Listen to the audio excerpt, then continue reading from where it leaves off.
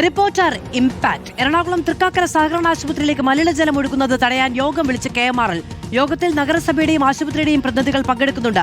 Uma Thomas MLA-യും ജില്ലാ കളക്ടറും പ്രദേശം സന്ദർശിച്ചു. ലബി സജീന്ദ്രൻ വിവരങ്ങളുമായി ചേരുകയാണ്. ലബി, ഇന്നലെ ആ വെള്ളം പമ്പ് ചെയ്ത് കളയാനുള്ള ചില ശ്രമമൊക്കെ നടത്തി, പക്ഷേ തുടർച്ചയായി മഴ പെയ്യുന്നൊരു സാഹചര്യം കൂടിയുണ്ട്. എന്തായാലും ഏറ്റവും അവസാനം വലിയ വിമർശനങ്ങൾക്ക് ഒടുവിൽ KMRL ഒരു യോഗം വിളിക്കാൻ തയ്യാറായിരിക്കുന്നു എന്നതാണ്. മധു, യോഗം വിളിക്കുക മാത്രമല്ല, അല്പം മുമ്പ് യോഗത്തിൽ തീരുമാനവുമായിട്ടുണ്ട്. അതായത് തൃക്കാക്കര നിരവധി സാധാരണക്കാരെ ആശ്രയിക്കുന്ന ഇടമാണ് തൃക്കാക്കര സഹകരണ ആശുപത്രി. ആ ആശുപത്രിയുടെ കോമ്പൗണ്ടിനുള്ളിലേക്ക് മലിനജലം ഇനി ഒഴുകില്ല എന്നതും സമീപ പ്രദേശത്തേക്ക് മലിനജലം ഒഴുകുന്നത് തടയും എന്നുള്ള കാര്യവുമാണ് KMRL ഇപ്പോൾ യോഗത്തിൽ ഉറപ്പ് നൽകിയിരിക്കുന്നത്. അതായത് തൃക്കാക്കര സഹകരണ ആശുപത്രിയുടെ കോമ്പൗണ്ടിനുള്ളിലേക്ക് ഇന്നലെ ഉച്ചയോടുകൂടിയാണ് മലിനജലം കുത്തി ഒഴുകി വന്നത്. ഇത് CT സ്കാൻ റൂമിന്റെ മുൻഭാഗം വരെ, ആ റൂമിനോട് ചേർന്ന് വരെ എത്തിയിരുന്നു.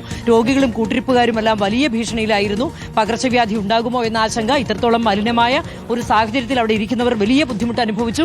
ആ പ്രതിഷേധമാണ് ഇന്നലെ നമ്മൾ മുഴുവൻ ദൃശ്യങ്ങളും സഹിതം വാർത്ത നൽകിയത്. അതേ തുടർന്നാണ് KMRL ഇടപെടാനായിട്ട് സന്നദ്ധരായത്. അതേ തുടർന്ന് സ്ഥലം MLA ഉമാ തോമസും അതുപോലെ തന്നെ ജില്ലാ കളക്ടറും ഇന്ന് സ്ഥലം സന്ദർശിക്കുകയുണ്ടായി. അതേ തുടർന്ന് ജില്ലാ കളക്ടറുടെ നിർദ്ദേശപ്രകാരമാണ് KMRL ഇത്തരത്തിൽ യോഗം വിളിച്ചത്.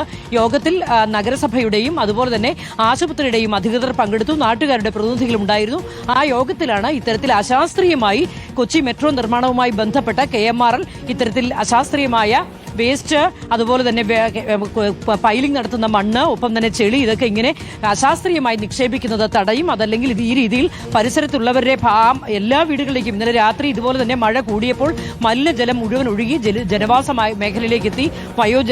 വയോധികരെ താമസിപ്പിക്കുന്ന ഒരു ഫ്ളാറ്റിന് താഴേക്ക് വന്ന് ഏതാണ്ട് ഒരാൾ പൊക്കത്തിൽ വെള്ളമാകുന്ന അവസ്ഥ വന്നു. ഇത്തരത്തിൽ ദുരിതം ആ പ്രദേശത്തുള്ളവർ മുഴുവൻ അനുഭവിക്കുകയാണ്. അതുപോലെ തന്നെയാണ് ആശുപത്രിയും.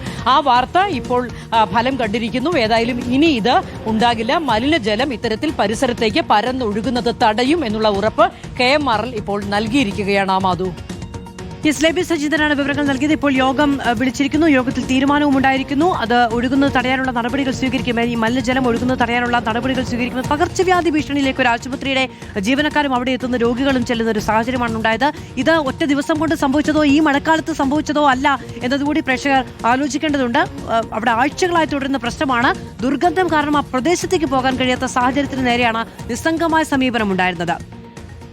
ലബി സജീന്ദ്രനാണ് വിവരങ്ങൾ നൽകിയത്.